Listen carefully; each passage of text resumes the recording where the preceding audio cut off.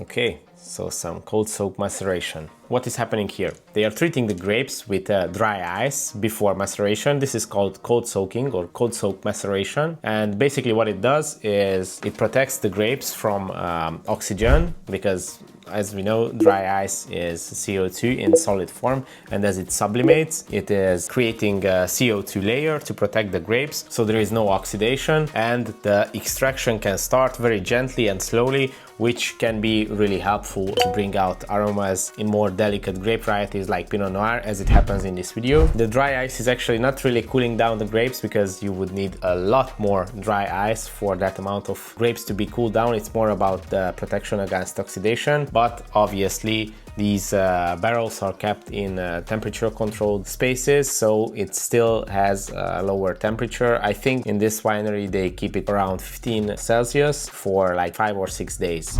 Hello guys, this is episode 13 of Winemaker Reacts, and we are going to continue our journey of checking out interesting wine videos, viral wine videos, to learn something about the culture of wine, winemaking and viticulture. And I also wanted to share some interesting news. This weekend I'm going to China to be a wine judge at the Concours Mondial de Bruxelles and to check out the famous Ningxia wine region in China, so I'm quite excited for it. If you are watching this before the 8th of June 2025, stay tuned and check out our stories, lives and videos that we are going to produce in China. I'm really excited. I want to show you the Ningxia wine region and the behind the scenes of one of the biggest wine competitions in the world. If you are watching this after, then go to the channel and check out the videos, because we probably published some bangers. So yeah, let's jump into the videos.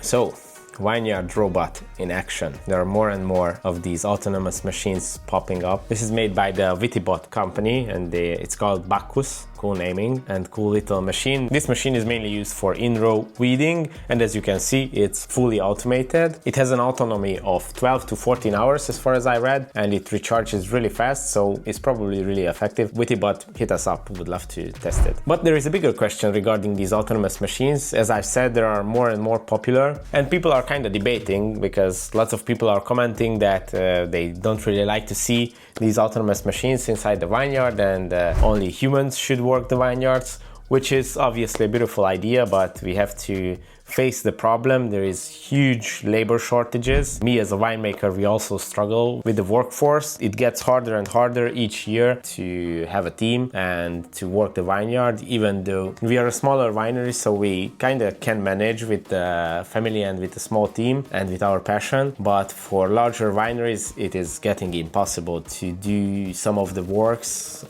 with manual labor. And obviously, if we are being realistic, some of the work is even better done by machines. And on the other hand, some of these machines can even help us to be more sustainable. In this video, in this example, this is a mechanical weeder, and obviously the mechanical weeding is a lot better than using herbicides. So yeah, it has its upsides. Obviously, it has its downsides as well, but it's an interesting technology, so I'm interested and curious to see how it evolves. Did you know that frost damages over 100,000 hectares of vineyards each year? That is more than 400 million bottles of wine lost to cold mornings.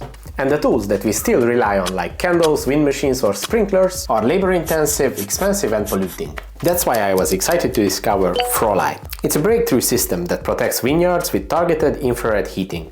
We were so impressed that we reached out, and now I'm proud to say Frolight is sponsoring this video.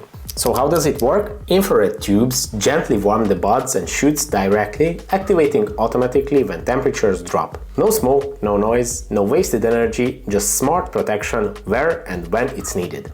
It works in the wind, it heats the plant, not the air, it's fully automated, energy efficient and cost efficient in the long run. Check it out at frolight.com and see how you can protect your vineyards the smart way. Okay.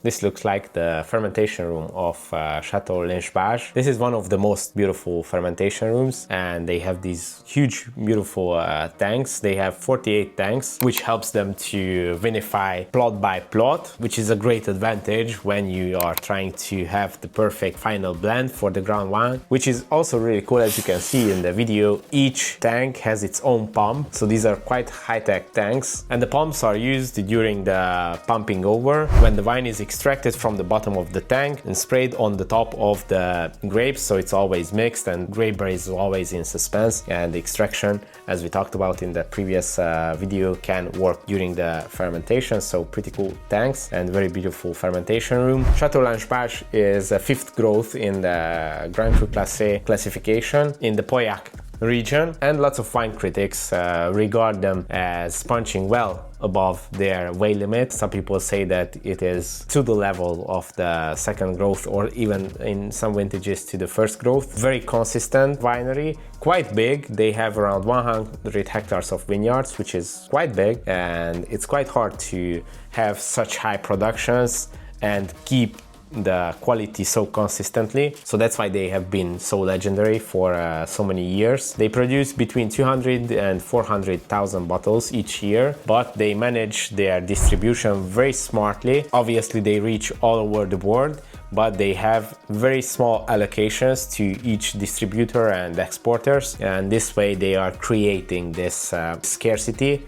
So yeah, pretty cool winery. We just tasted their wines at the ProWine a few months ago, and yeah, can't wait to visit them as well.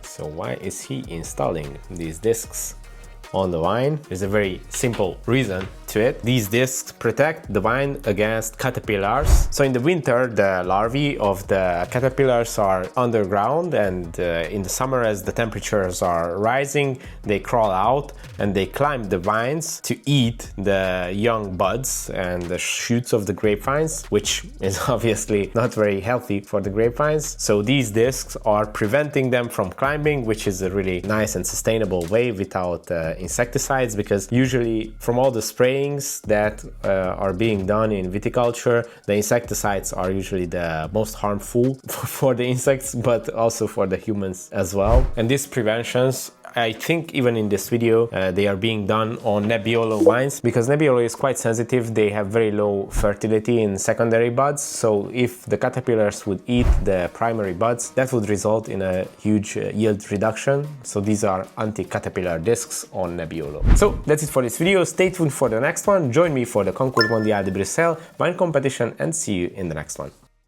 Back and I'm better than ever. I think I got a vendetta. Oh, now they call me, I seen them.